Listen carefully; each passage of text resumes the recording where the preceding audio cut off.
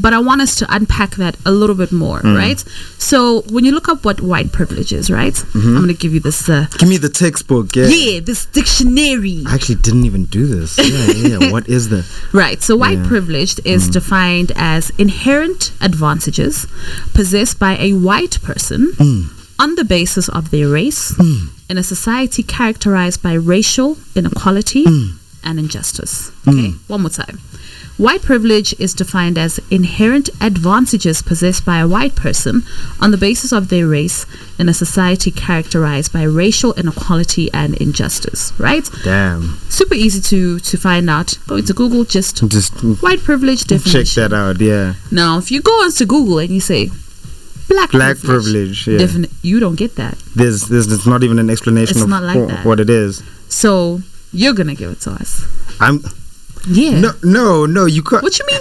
No, it is the name of your whole project. Yeah, it is. I guess I didn't name it from that perspective, and right. Those should be the things that you take into consideration when you are making statements. Right. But then, to you, what is black privilege, and how do we understand it in this particular context? I think I named the project Black Privilege so the conversation is had, and it's rather centered around a question, and I want to pose this question to you. What is African art? Is there such a thing as African art? Sure. What makes it African? Exactly. You know what I mean? Yeah. What makes it African? Is it by virtue of you being African? Is it the sound or the look or the feel or the aesthetic? Or what makes it African? We had locked into this question previously with Marley, and we were trying to we were running down this rabbit hole because we dropped this album called Made in Africa. Right. Yeah, and the cover for it was some masks from these tribes out in Kenya. Yeah. And we had the synopsis breakdown, and we actually made the painting. There's a full canvas of it that's currently on our wall. If anybody wants to pick it up for 50K, holla at me.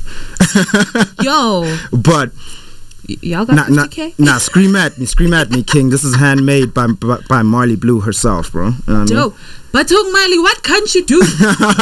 Lord. So, to cut a long story short, it led us to ask the question, are these masks a good representation of African art? Right. Then it became the question of what is African art, and we had this thing in our proposal, speaking to investors. We're trying to sell an art piece, right? And this really knowledgeable time actually said, no, you guys don't know what you're speaking about. There's no such thing as African art. Being African is art.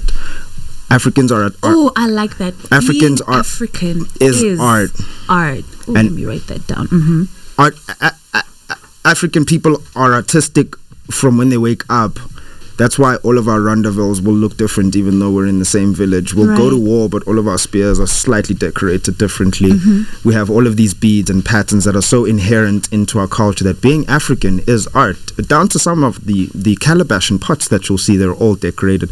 Being it's who we are. Yeah. So I then figured out to myself that that's where our black privilege lies, because there's no other race that can really say that. I am art, dog.